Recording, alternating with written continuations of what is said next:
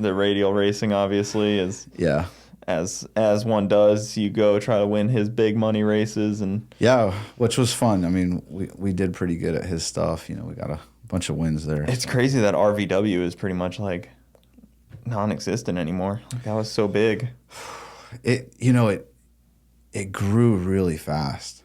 It grew so fast. One of the first races we had was like a radial versus a slick car, or boost versus non-boost. That's how separated this stuff was, and it was us versus them, and it's changed so much. I remember being number one qualifier with, I think, Tony Reinhauer's car. It was like 470 flat, I think, was number one qualifier.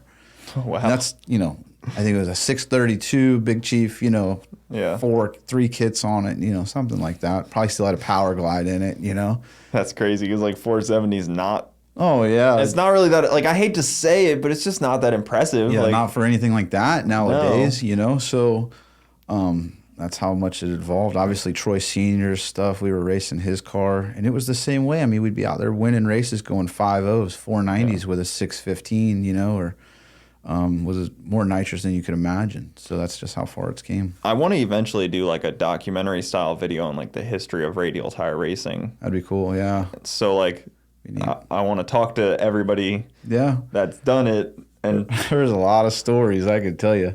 Because it'd be interesting to try to put it all into like maybe even like a 5 video series or something like that of like the start of, I was talking to some people about the start of it with BFG tires, and then Troy Sr.'s name came up a bunch in my findings of things. Yeah. He was one of the early adopters.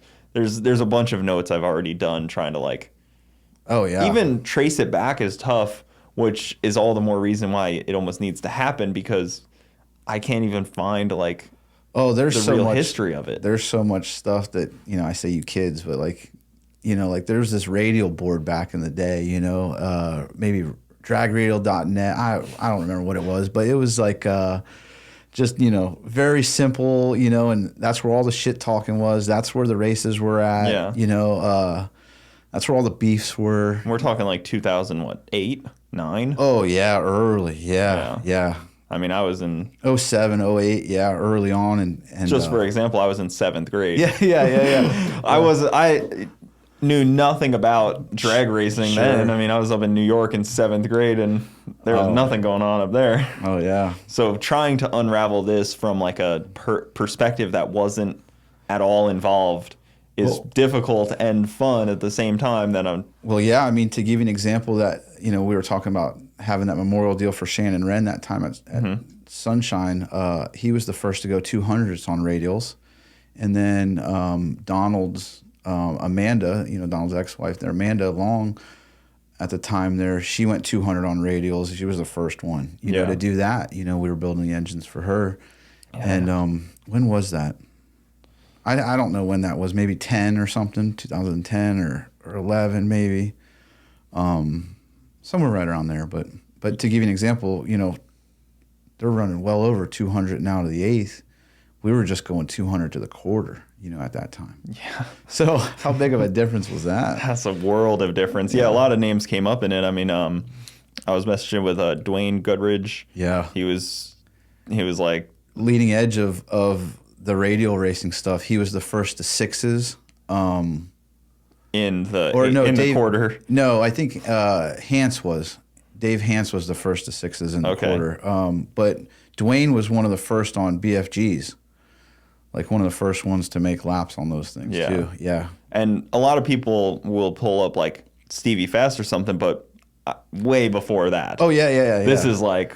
I mean, Stevie Fast, obviously he's awesome. He does really good, but he was a weapon early on. Yeah. I mean, he raced, it was all no-time stuff, and he crashed everything he ran. I mean, bro, he was wild, Most no-time guys, though. Most no-time guys, yeah. He was wild, but it was awesome, because when he went in the lanes, man, I mean, you had to watch out. He was there to win it no matter what. He'd be on the roof or upside down or on fire, and then he'd get out with that little visor, and he'd start cussing at you and everything else, but get it done. Yeah, there's quite a few names that come up. Obviously, John Sears. Yeah, of course. Huge part of all of that. Has been there the whole time. And then the tire companies, there's all those storylines of a lot of guys that were involved in the tire stuff. You know, that would be pretty neat to get in here. Yeah, I'd like to eventually try to document a full Radial tire racing history. You got Carl that used to be with Mickey Thompson, and then you got Tommy from those guys, and they were really the ones to push. You know, there's another guy, John, that worked there, really to push the Mickey Thompson brand, you know, and they were the ones. If it wasn't for them, I don't think the Radial stuff would be where it is today. I don't think any other company would have put the effort, the time, the money, the financial, you know, commitment. If it wasn't for them, Radial racing wouldn't be a thing, I don't think. Obviously, Donald pushed it, but, you know.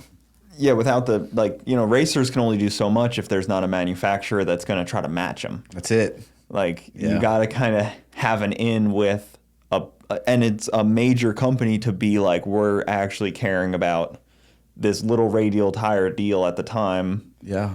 But maybe they just wanted to take all BFG's lunch money, I guess. Yeah, probably. That may have been their ulterior motive, but it turned into what everybody does now. I mean, it absolutely was. I think also Mickey Thompson, their tire market is a little specialized compared to maybe some of the other groups. So they saw that as a good niche to follow, and I think it worked out really good for them. Yeah, there's a couple names on my list here too. I mean, Ziff Hudson, people were mentioning, Lenko Jim. Oh yeah, he's great. He was in early on with it. He did a lot of the media stuff for it. I'm trying to think. Go Fast Films maybe was his deal. And if you go back and watch some of those videos, you know, I mean, you could tell these cars were going 530s, 540s, you know, and they were out of control going 540s, you know. Robert Cody from Category 5 race cars was one of the guys that was building a lot of the cars back then for the local guys. And he had a Nova that was just wild. I mean, he'd money hop the 330 cone every other night, you know, like it was the craziest thing, you know. I love that, man. That's one of the things I want to eventually nail down. It'd be great, man. So if anybody out there, if you're on the early history of Radial stuff and you want to come make the trip down to Bradenton, probably not bad of a trip anyway. No, it's fine. It's not far. There's plenty of Radial racing in Bradenton anyways. If you want to come and tell your story, I'm all ears. Yeah, I'll give you a list. You can start going down a list. Yeah, that's the goal. That is it's on the list of things to do. It's awesome. Guys, thank you for tuning in to the Bogetti Clips YouTube channel. For the full podcast, check us out on Bogetti Studios YouTube and all your audio platforms. Also, hit that subscribe button to not miss out on any of the new Bogetti clips coming up.